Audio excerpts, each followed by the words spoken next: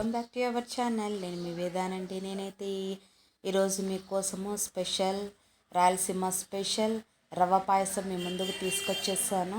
అదే అండి శనగపప్పు పాయసము. నిజంగా చాలా బాగుంటుందండి. పాలు లేకుండా డ్రై ఫ్రూట్స్ లేకుండా ఎలా చేసుకోవాలో చూపిస్తాను.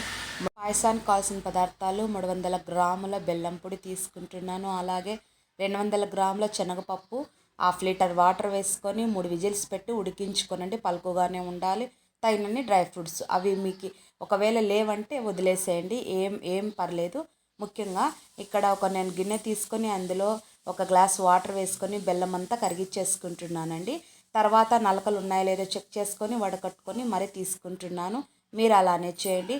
ఇలాగా బెల్లం మిశ్రమం ఉడుకుతుండగా ముందుగా బాగా ఉడికించి పెట్టుకున్నటువంటి శనగపప్పు వాటర్తో సహా వేసేయండి. తర్వాత చూస్తున్నారు కదా, ఇది బాంబే రవ్వ. నేను 100 గ్రాములు తీసుకుంటున్నాను. ఇలాగా రవ్వ మునిగేంత వరకు వాటర్ వేసుకొని కలుపుతూ వేసేసేయండి. ఎందుకంటే సిమ్లో పెట్టుకొని కట్టకుండా కలిపేసేయండి, లేకపోతే తొందరగా కట్టేస్తుంది రవ్వ కదా.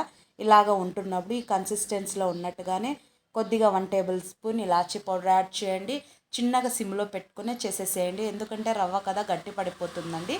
చూడండి, ఇప్పుడైతే గట్టిగా ఆల్మోస్ట్ గట్టిగా ఉంది. ఈ కన్సిస్టెన్సీ ఉండకూడదు.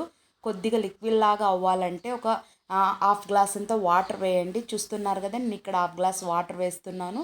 ఇది గమనించండి, ఎందుకంటే లిక్విడ్లా ఉన్నప్పుడే దింపేసుకోవాలండి, లేకపోతే గిన రవ్వ అంతా ఇంకా ఉడికి గట్టిగా అయిపోతుంది. చూడండి, ఈ కన్సిస్టెన్సీలో ఉన్నప్పుడు దింపేసేసేయండి. దింపుకున్న తర్వాత మనం ఏం చేయాలి అంటే, ఇప్పుడు మీ దగ్గర నెయ్యి ఉంటే ఒకవేళ దానికి గార్నిష్ చేయండి, లేకపోతే ఏం అవసరం లేదు. నేను ఇక్కడ ఉందని నేను ఇలా చేశాను. 3 టేబుల్ స్పూన్ నెయ్యి వేసేసుకొని కాజు వేసుకొని బాగా దూరగా వేయించాక అందులోకి పాయసంలోకి నేను వేస్తున్నానండి. మీ దగ్గర లేకపోతే వేయకండి, నిజంగా చాలా బాగుంటుంది. చల్లారిన తర్వాతే తినేయండి. వేడివేడిగా ఉన్నప్పుడు కన్నా చల్లారిన తర్వాతని ఈ పాయసం టేస్ట్ చాలా బాగుంటుంది. చూస్తున్నారు కదా, నేను రవ్వ లిక్విడ్లా ఉన్నప్పుడే దింపేసాను. ఇప్పుడు చూడండి ఎంత గట్టిగా అయిపోయింది. చాలా ఈ కన్సిస్టెన్సీలో ఉంటే చాలండి, ఇంకా గట్టిగా అవ్వదు. ఆల్మోస్ట్ అంతా ఉడికిపోయింది. మరి రెడీ అయిపోయిందండి ఎమ్మి శనగపప్పు పాయసము. నిజంగా నాకు చాలా ఇష్టమైన పాయసం అండి, చాలా బాగుంటుంది. నిజంగా ఇలా చేసి పెట్టేసేయండి. రాయలసీమ ప్రాంతంలో ఎక్కువగా చేసుకునేది ఏది అంటే మాత్రము శనగపప్పు పాయసమే అండి. అప్పుడు పెళ్ళిళ్ళల్లో కానీ ఎక్కడికి వెళ్ళినా, గృహప్రవేశాలకు వెళ్ళినా, ఎక్కడికి వెళ్ళినా ఇది ప్రతి ఇంట్లో చేసుకుంటారండి. అంత బాగుండే పాయసం అండి. మరి ట్రై చేయండి. ముఖ్యంగా రాయలసీమలో ఉన్న వాళ్ళకి ఇది తెలిసిపోతుంది. మరి నచ్చిందా?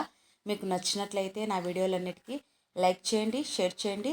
ఆ పాయసం ఎలా వచ్చిందో కమెంట్ చేయండి, సబ్స్క్రైబ్ చేయండి.